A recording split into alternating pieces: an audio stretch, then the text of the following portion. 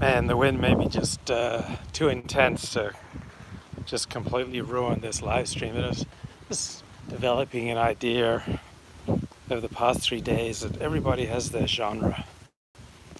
I mean, think about some very pedantic accountant that you might hate. He's just like very particular about details and really into dotting I's and crossing T's and very exacting, and you just find like his level of exactitude just annoying. But obviously that's exactly the type of personality you want for an accountant or someone checking the engines before the plane takes off. That's what you want. And then maybe there's some other person that you hate because he doesn't take anything seriously. He's just an irony bro and just finds everything amusing and is highly self-deprecating, like the irony bros. And you're like, oh man, these guys don't stand for anything. They're nihilists. But their genre is humor. Okay, you don't know them personally, but their genre is humor. They're about finding what's funny. And so a king historically used to have a fool who'd be there to entertain him. And he'd have battles, and he'd have a secretary of the treasury to watch his money, and he'd have a gardener to watch his plants. Everyone has a genre. I was talking to my friend Brundlefly, and he was ticked that after the last few months that he spent in large part defending Richard Spencer, that when I was doing a big live stream Saturday night where Richard Spencer got criticized, my friend Brundlefly sent Richard a Hangouts link so that if Richard wanted to, he could get in there and mix it up. And Richard's reaction apparently was to block him on Twitter. And Brundlefly found this insulting. He was just trying to help. Then Richard goes and blocks him. But I was thinking, well, what about reframe here? There aren't many great public speakers who are also fuzzy and warm in real life, right?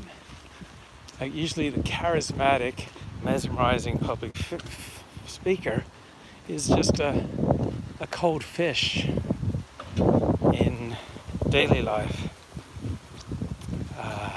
They put most of their energy, psychic, emotional, spiritual, cognitive, they put it into their public speaking and preparing for public speaking, and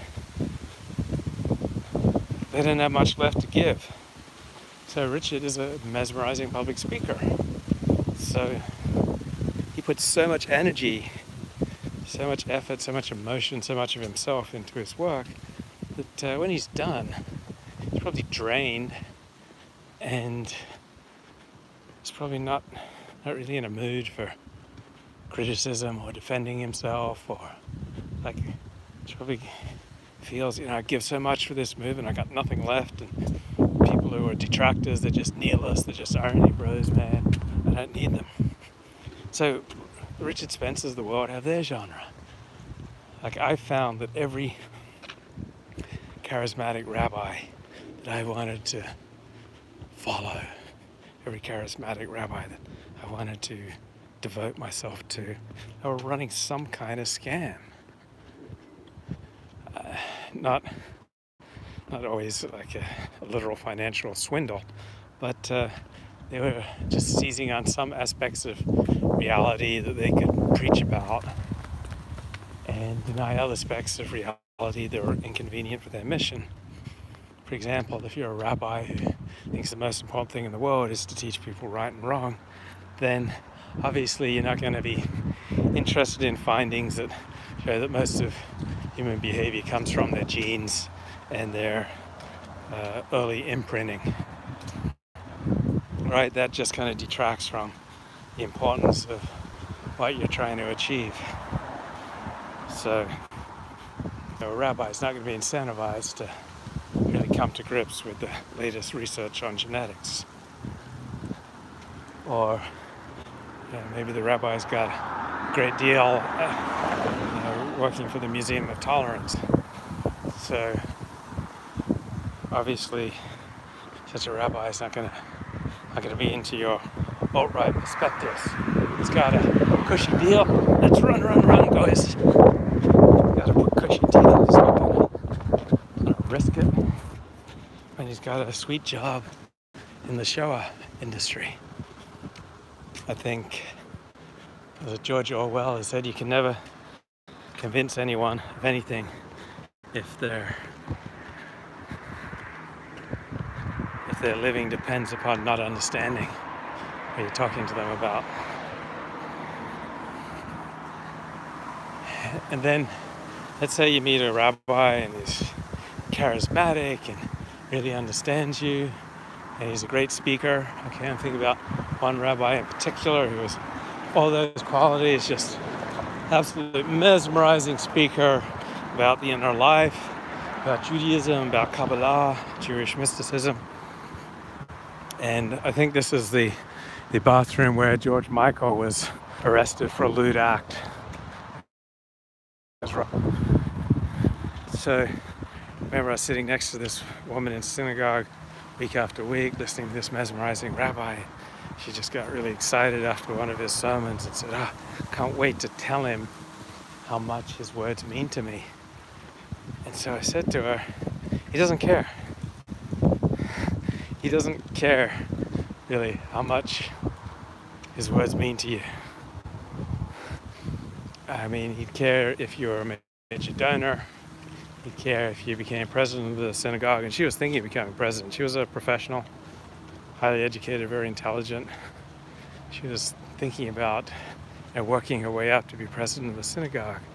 But she didn't get then that interpersonally he just didn't have a lot left to give.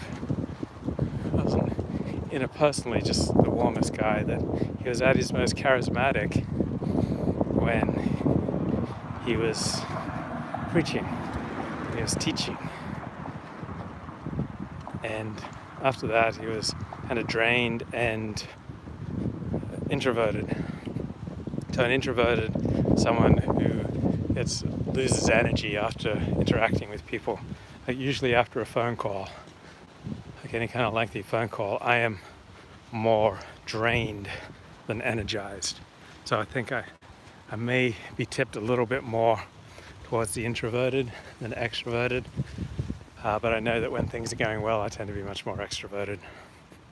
So we're going for a Christmas Day stroll in Beverly Hills, and it's quiet, man. I ran across Olympic Boulevard. It's a Tuesday. I ran across there about 1:30 in the afternoon. There's no traffic in either direction. It's like Yom Kippur in Israel. This is the Yom Kippur of the Goyim.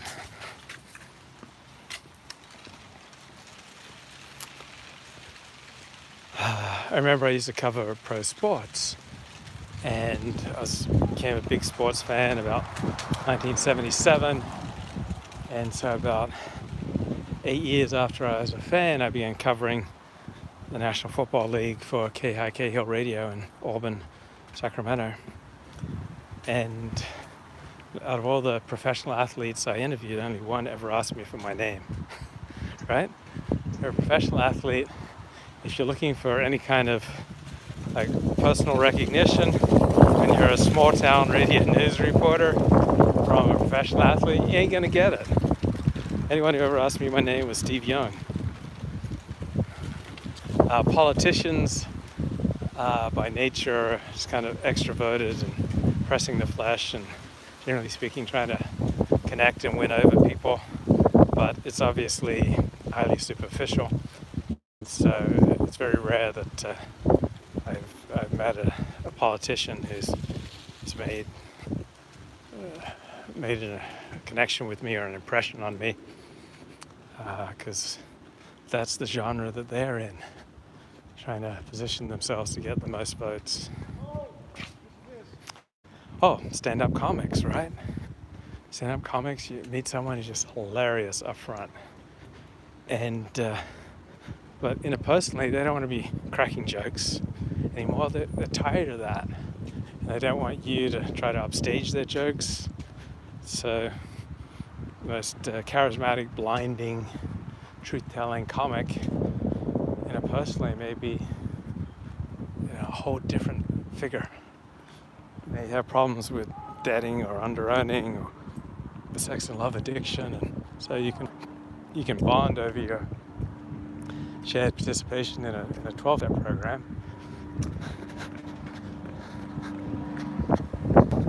But it's not going to be a laugh fest.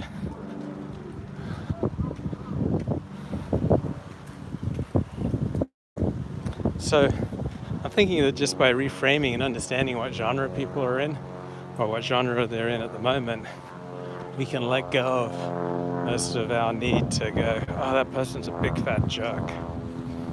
Okay? Jim Goad has a razor sharp intellect. Razor sharp. I mean, word for word, he's the best writer in the United States today.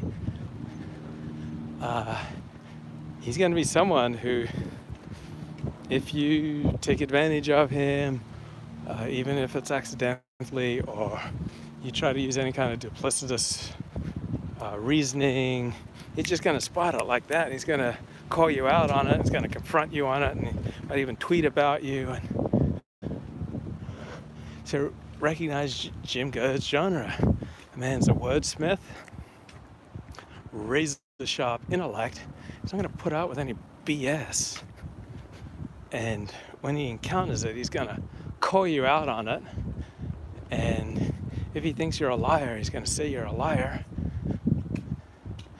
And even if you've been on friendly terms with a dude for a decade or so, it's not going to matter. He's just going to call you out if he thinks that you're lying, prevaricating. That's part of the whole package of Jim Goad. And on the one hand, you'll get a lot of insights that you won't get from other people. On the other hand, he's going to challenge you. Okay, summer in Australia. Do you listen to music when walking? How would your mood be in a rainy place like London or Washington State? I like the sun, man. It's 303 days a year, I think, is the average for the amount of sunshine here in Los Angeles. That's what I like. Now, I'm also an Anglophile, so I love being in England. I wonder how my mood would be affected, though, day in, day out, by the gloom. I was hanging out with Nathan Coffness a couple of weeks ago, and he loves the doom, the gloom, the rain, the cold. Loves exploring the great indoors. He's happy to spend all day inside with his steak, his boiled vegetables, his academic research, his computer. I mean, to me, this is heavenly. This is gorgeous. I love life in West Los Angeles. It's so clean, it's beautiful, and look at that.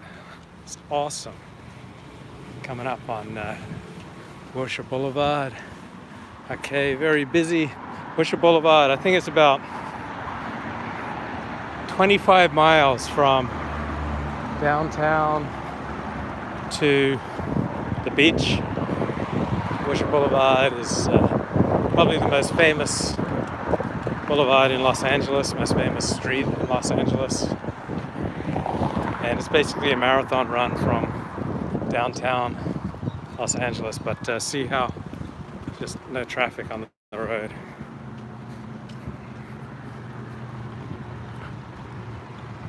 Look at that, empty Wilshire Boulevard on Christmas Day.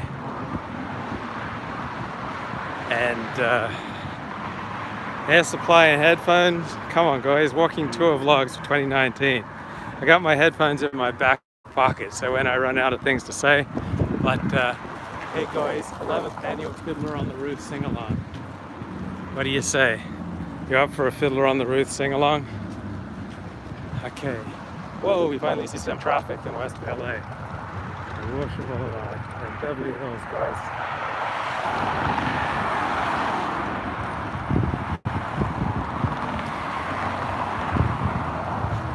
How do you love that sunshine? It's Christmas Day and it's sunny. I'm all out of love, so lost without you. I know you were right, believing for so long. I'm all out of love without you. I know you were right, believing for so long. Ooh, what are you thinking of? Boom, boom, boom. What are you thinking of? I'm all out of love. What am I without you? Oh man, this is the day for some air supply. Walking in the sun. Man, life is good in West LA. I had a family member say, I don't know why you live there. And then on a visit, finally clicked. This is why I live here, man. It's December 25. Look at this. Beautiful. This great UCLA Health Center. Look at the palm trees. I said, Nathan Kaufman, what about my palm trees, mate? That's North Beverly Hills, Sunset Boulevard. And he didn't give a damn about the palm trees. So yeah, the homosexuals are in West Hollywood. Oh man, you just got done with 14 hours of streams over the weekend. Hope you're okay. That's a lot. YouTubing while high is dangerous. So yeah, let's talk about Otto Pohl. The man is succinct, okay? When I go to Otto, he does not give lengthy explanations. He just cuts to the point, cuts to the chase. There's nothing self-aggrandizing about the man, but if you're watching Otto Pohl streams and expecting to see a model of Adonis masculinity, like you're expecting to see like a bathing suit model, like pumping waves, like he's not the golden one, right? So you have to respect Otto's genre. He's a historian. He doesn't like shoot his mouth off about things he doesn't know about. He's not the irony bros. So if you come to Otto Pohl and you're expecting the same kind of laugh fest that you'll get with the irony bros, it just ain't gonna happen.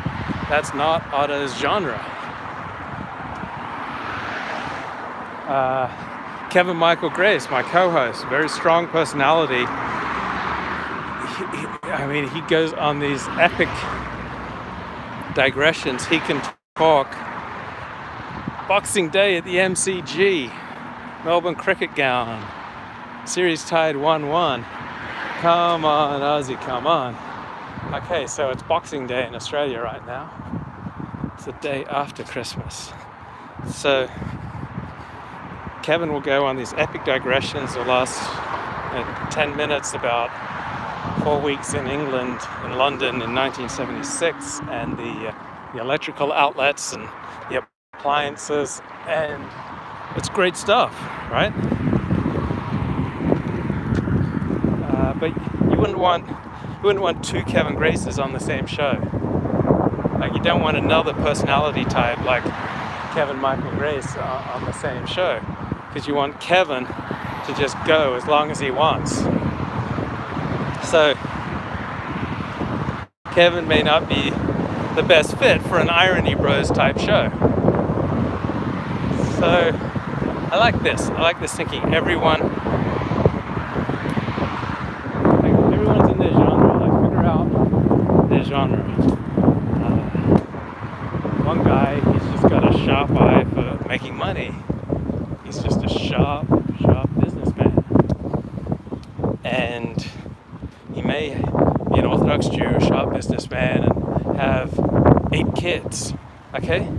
So he's not going to have the time, the energy, generally speaking, to extend himself to strangers. I mean, he's got 8 kids. He's got 12 full-time employees. He's got a wife. He's got his favorite Orthodox synagogue.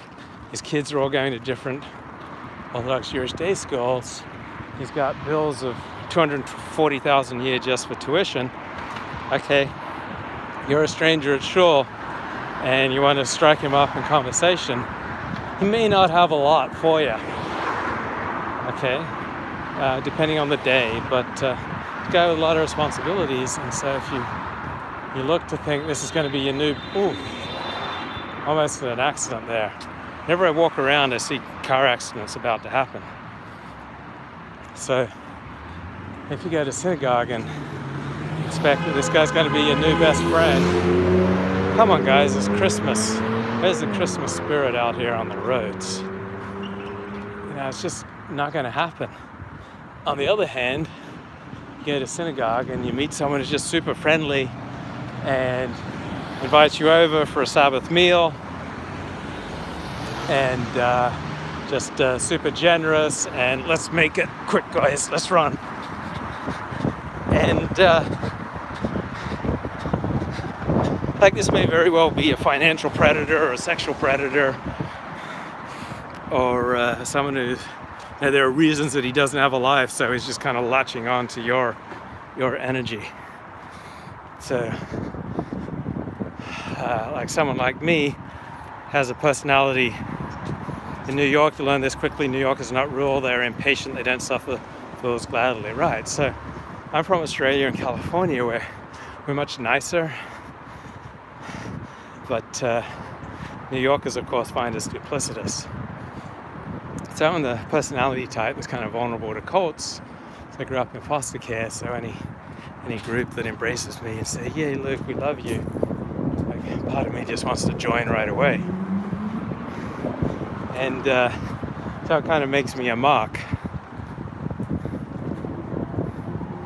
And so people can take advantage of that.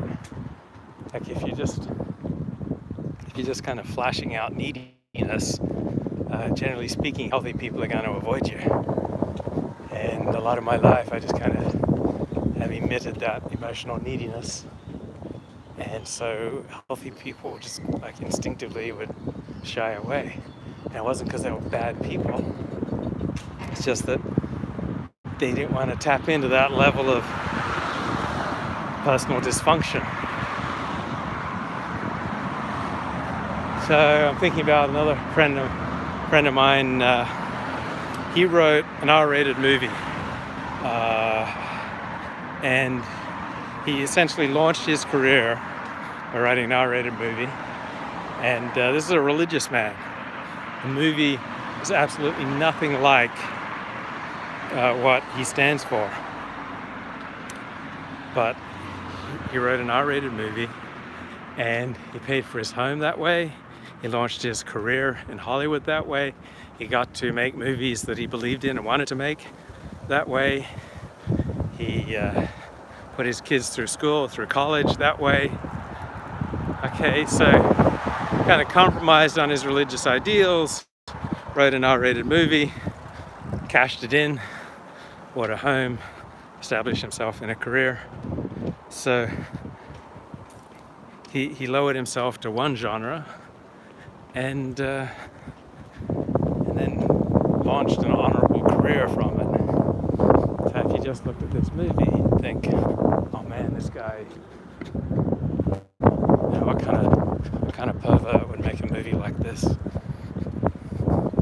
But he went down to one genre. So Saturday night, you can look at my Saturday Night Massacre, and you can say, oh, look, you abandon your responsibilities as a moderator. You just sit back and let your stream turn into an open sewer. You allowed libelous and criminal accusations to be thrown around with no evidence. And those are all valid criticisms. Certainly not super proud of my Saturday night performance. On the other hand, there are a lot of hilarious moments, and we had over 700 viewers at one point, my all-time high, and I got a lot of people on the stream I've never had on the stream before, such as Nick Fuentes, the Irony Bros. I just met a lot of people, met them either literally in the Hangouts or they came to see my show for the first time. So I went into an Irony Bros genre that I don't typically operate in, and a lot of advantages to going into that different genre, but a lot of my regulars were disappointed, pissed off, ready to unsubscribe from my channel. Maybe they did unsubscribe. They urged me to take those streams down, just because they were just completely out of character with what I normally do. So the way I can kind of put my hands around it is that I went into a different genre for a stream or two, and some good points, some bad points. I hope I learned from the experience.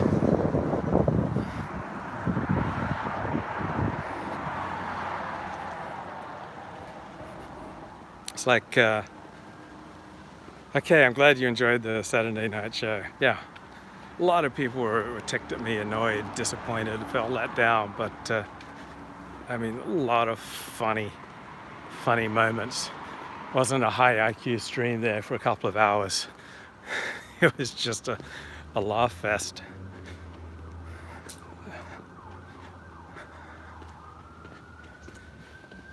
So Michael Jordan, right, he famously quit basketball and played baseball for a year or two, rode the bus. Now, if you're a basketball fan, you think, oh, this is stupid. Michael Jordan, is the world's greatest basketball player. Why is he playing baseball when he can't hit the curve? Oh boy, they're coming to get me now, guys.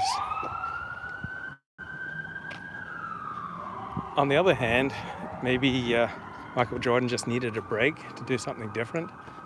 Or maybe that was part of the deal he cut out with, say, the NBA commissioner. They found out about his excessive gambling. They didn't want it to reflect badly on the game of basketball, so they just quietly reached a deal where Jordan would go off for a couple of years and play baseball. So there's like different perspectives of looking at it that completely reframe the perspective. So are sirens common where I live? Yeah.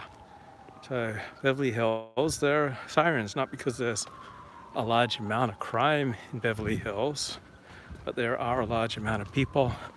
I'm told by police officers that half of their calls are for domestic violence in some Persian home.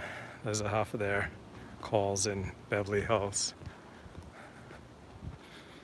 So maybe this genre is a good way to look at peoples. Like if you want to look at African Americans and judge them by Northern European standards, of course they're going to fail you. But if you judge Northern Europeans by African American standards, they're going to fail. If you judge Jews by Northern European standards, they're going to fail. If you judge Muslims by Chinese American standards, they're going to fail. So perhaps we can apply the genre to distinct peoples as well.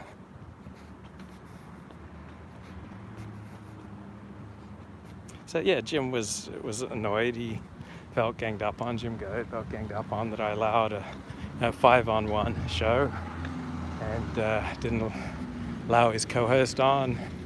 And so I understand that he was annoyed, and he has a right to be annoyed. And I could then be annoyed back. It's like, whoa, I've been friendly with Jim. Haven't I built up any credibility? But that's not who Jim is. If he senses duplicity, if he senses that he's being taken advantage of, he'll call you out for it.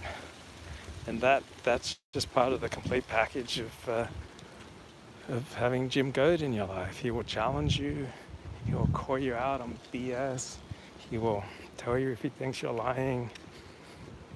He'll state it publicly on Twitter, on his own podcast, and he's a package deal. We're all a package deal. Like, you might be friends with me, and you might be considerably disappointed, even crushed, to find out that I don't, in general, stand up for my friends. Okay, so let's say I was having coffee with someone later today, and they tell me, Otto Pol, he's just a downer, man. Whenever he comes on your streams, I just tune out. He's low energy, man. He's a loser, man. You shouldn't have him on your show. I wouldn't try to convince them otherwise, because very rarely in those instances do I see that a person's actually open, ready, and willing to hear a contrary view. So I see no point in trying to stand up for my friend Otto Pol if he's attacked.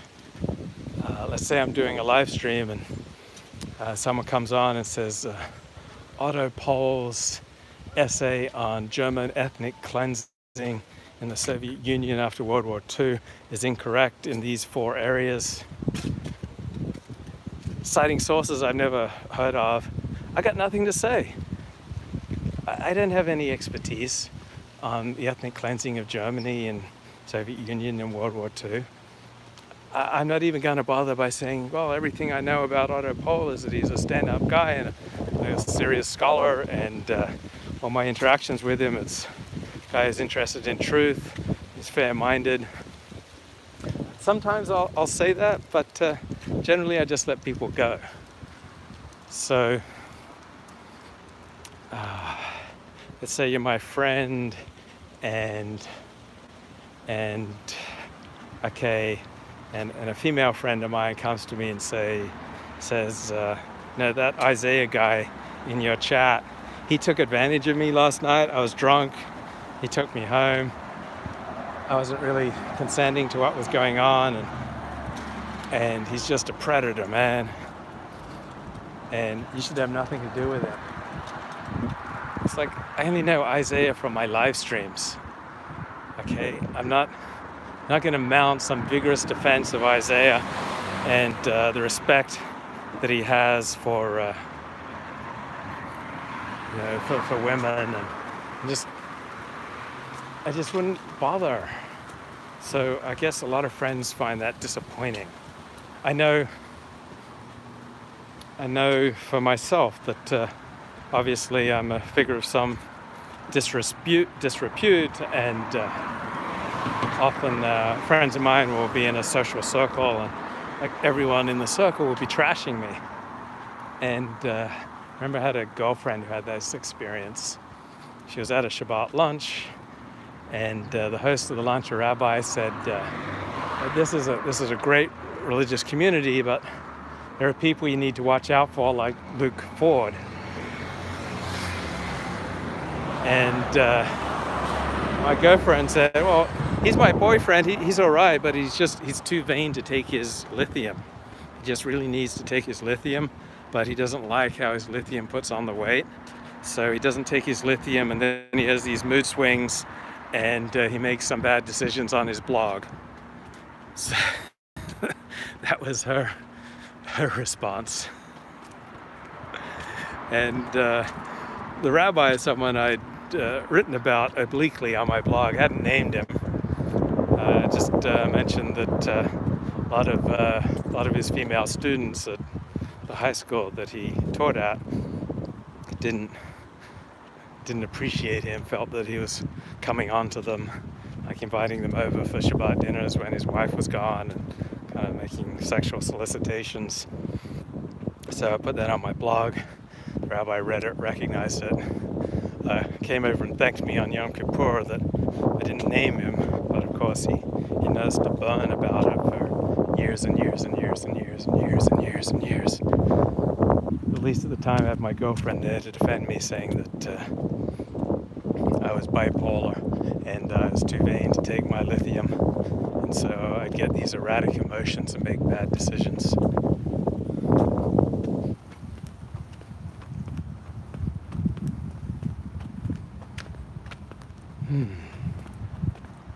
Okay, Christmas in Beverly Hills. Isn't that beautiful, guys? I think that's looking towards Cedars-Sinai, Sunset Boulevard, and across the mountains to the San Fernando Valley.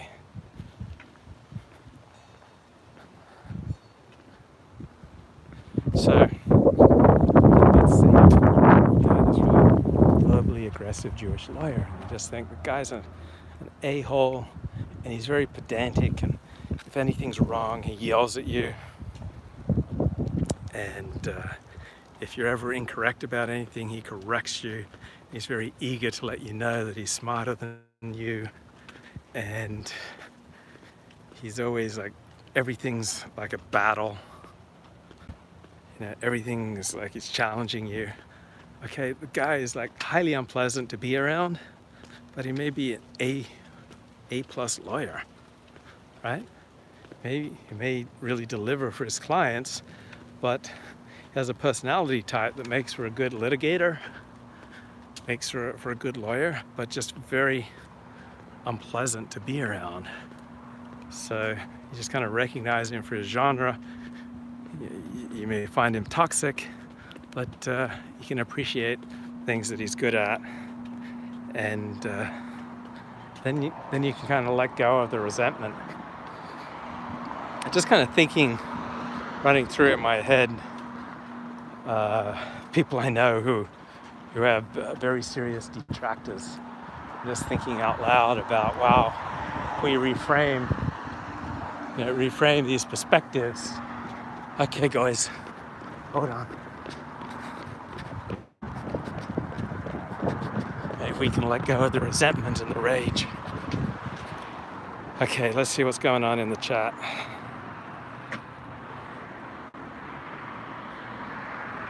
Otto Paul's going clothes shopping. Mark Wallace video, do I miss the X reportage? Some hard news. How about interviewing the guy now, or would he demand pay? He was a grocery store bagger before X. Yeah, Mark Wallace was interviewed in that new documentary, Porndemic. There's a thing about writing on that industry, interviewing people in that industry, is that it has this tremendous contaminating effect. So on the one hand, if I brought on someone from that industry, I might increase my views by a multiple of 10. On the other hand, because it's so compelling, it's all anyone's going to want to talk about socially. If they talk about my show, it's like, oh, you had Mark Wallace on the show, or oh, you had Ginger Lynn on the show, oh, you had Jenna Jameson on the show. And all the thoughtful dialogues I've had with Otto Paul, they're just going to fade away. So all anyone's going to want to talk to me about socially is the porn stuff. Luke, why is the Temple Institute talking about human extinction? What is happening in Israel? I don't have a clue, but I do know that if you talk about human extinction and you're an institute, you're going to get media coverage. Didn't JF in his new book, The Phenotypic Revolution, wasn't that all about how AI, artificial intelligence, is going to replace human beings, or AI is going to get out of control and subjugate human beings and wipe them out? I mean, it's like a very compelling scenario. So you grab people's attention with these kind of scenarios.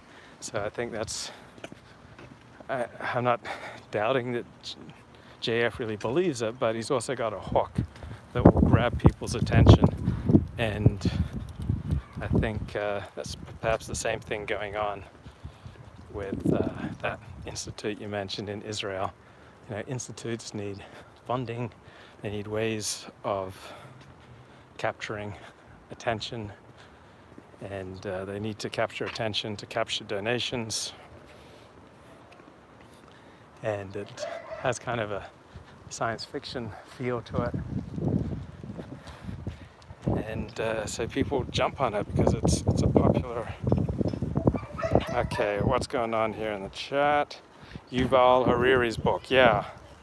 Had a lot of good things about it. Looks a lot like a neighborhood in southern Spain. Yeah, Otto, go easy on the sartorial embellishments. Oh yeah, Otto went to high school in Orange County in the mid-80s. Friend who saved your life is forcing Otto to go clothes shopping. Yeah, Isaiah, I had the same thing. I listen with empathy, I reserve judgment. That's also kind of how I moderate my shows as well. Yeah, I never judge till I've heard both sides of the dispute. Okay. Yeah, Tony Malice and Babs would make a good street stream. Absolutely. What is the real name of Luke Ford? Luke Carey Ford. Yeah, Fairweather Ford.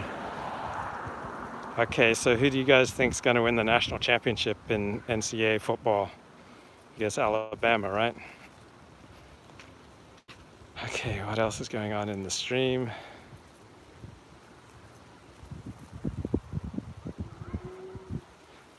There's an anima stream Saturday night, says Glib.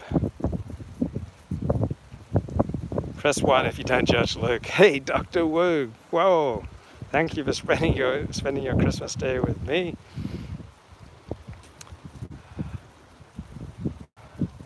If you're intelligent, you get to the point quickly. New Yorkers will listen. They absolutely will help you when you're in genuine trouble. Yeah, New Yorkers not rude. They're just impatient. Functional people don't waste their time readily. Absolutely. Yeah, Kevin is up for erudite, well-reasoned back and forth, right? But you don't want two Kevin Michael Graces on the same show. Those two similar personalities.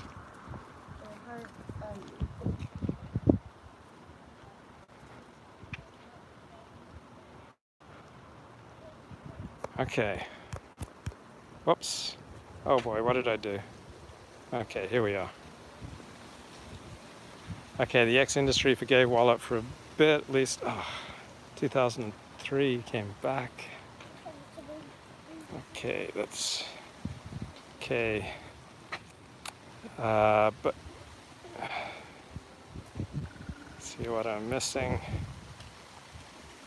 Yeah, listening to people who've read a lot of books is my lazy substitute for reading books. I like it. Okay, I'm just going to think now off the top of my head, people I know who are hated.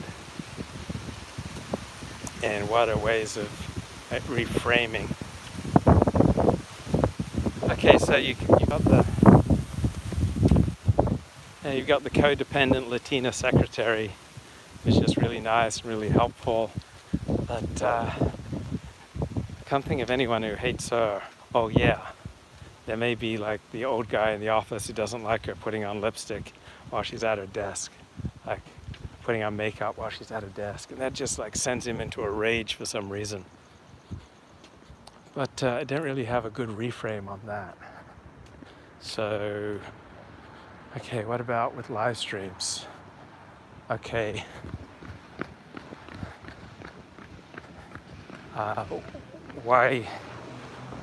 Why would people hate Jared Taylor? I guess they find him insufficiently firm on the JQ. Okay, that's a great example. So, Jared Taylor recognizes there are many publications that deal with the JQ. There are many live streams that deal with the JQ. There are many books that deal with the JQ. Glib lived down the hall from Annie Sprinkle for a few years and never did more than exchange a brief hello. So you didn't go to any of her shows and look at her cervix, Glib. One of the greatest live performers of our age. So Jared is too moderate for the hardcore white nationalists. He's too racially conscious for the mainstream. And yeah, Jared says you can only afford to have crazy ideas about one thing at a time. Like, that's a good insight. Like, we always want people to be, everything to us. we want them to be on our side 100%. But Jared has one mission. He wants to get the Jews on his side. At least he doesn't want to make unnecessary enemies. So he leaves the JQ discussions for other people. And to berate him for that, I think it's just silly. You can't expect everyone to be everything. It's like you meet a nice girl, she's got a nice personality, and you click, but you just really wish that she was more developed in certain areas. But, you can't have everything, or you get a girl who's really developed in those certain areas that you want, but then she's zaftig, and then she's overweight, or she's a mess.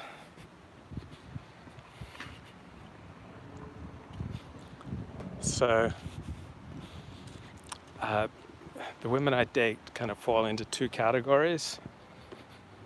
There's one is like the very loving, faithful, devoted, easygoing kind of girl who at the same time is sloppy, is chronically tardy, sloppy with her finances, sloppy with her dress, just kind of sloppy and a bit messy, and doesn't really have a life together, which is why she just so eager to just attach herself and devote herself to me, because she doesn't have her own life together. Okay, so initially that type of woman is enormously appealing. Devoted, she loves me, she loves hugging me. All she wants to do is spoon with me. If I want to go to New York, she'll go to New York with me. If I want to go to Yosemite, she'll go to Yosemite with me. If I want to go to Australia, she'll go to Australia with me. If I want to have sex, she'll have sex with me. If I want to watch a movie, she'll watch a movie with me. All she wants to be is together with me, and just wants to be connected with me. I can choose the restaurant, I can choose the movie, I can choose the position. Like, just very amenable, okay? And that's absolutely intoxicating for a while. But then you come to see her chronic messiness, her sloppiness with her finances, her inability to pull her life together, her lousy credit score. Then what starts out as intoxicating, after a few months, she just feels like a millstone around my neck. So that's one type of woman that I typically date. And then another type of woman that I typically date is the high-achieving executive who earns $200,000 a year working for Disney, has an apartment in Beverly Hills that costs $5,000 a month, who drives a really nice car, okay, and she likes me because I'm erudite, I'm good looking, I'm charming. She's very on time, completely reliable, very exact, but then she's earning $200,000 a year, like I may be earning $45,000 a year, and very quickly she sees that this isn't going to work out, that she wants to go skiing in Aspen, but I can't afford that. She wants to eat out in fancy restaurants, I can't afford that. She wants weekend getaways to Monterey, I can't afford that. Her friends all earn similar amounts of income to her, $100,000, $200,000, $300,000, $400,000 a year, and here I am making $45,000 a year. Okay, so she quickly grows to have contempt for me, and then I'm trying to hang on because she's like the greatest thing I've ever had, and like I love the exciting vistas she gives me into a better world where people are competent and they have their stuff together and they have their lives together and they're achieving great professional success, and like I feel inspired, and I'm going to become much more successful because I'm just so inspired by her example. But I go out to dinner with her friends. They've all graduated from Harvard, from Stanford, at the very least UCLA, Oxford, Cambridge, London School of Economics, University of Chicago. I dropped out of UCLA, okay? All her friends are either executives, professors, doctors, lawyers, okay? And I'm a blogger and a vlogger, right? It's no fun being the poorest member of a synagogue. It's no fun being the poorest member of a social circle. And she's going to see where I live, and it's like a converted garage, and it's going to shock her. And then she'll see what I drive, like some beat up van, and she goes, oh well, we'll just drive my car from now on. But you can see all these things are popping up for her, and they're going to be a problem. So I'm trying to hold on for dear life, and you know, maybe nothing in my life is really working right now except my relationship with this high achieving girl. But then I put too much pressure on the relationship, and of course she's kind of disentangling herself, and all her friends and family telling her, oh, she's just using you, he's just using you, and like maybe she's paying for all our dates, and maybe she's lending me money, and maybe she's letting me stay with her as I'm like between places, and the therapist telling her, oh, he's just using you, and her family is telling you, he's just using you, and she takes me to her parents, and I'm more interested in something else, and so I make a bad impression on her parents, and so yeah, I get the boot. And there's so much wisdom to be learned from these two examples of women who give me, well, I usually break up with the sloppy, messy, faithful ones, and the high achieving ones, they typically break up with me. And some of the high achieving ones will say things like, why do you always choose women who are out of your league? Kind of a painful question.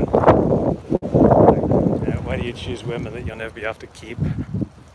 Or just not in any place where you can take on a wife and kids right now, and you just haven't made any plans to build a life. Or I'll usually phrase it by saying things, oh, we just want different things, okay? Because they're planning exotic foreign vacations, and I'm just trying to pay off my credit card debt.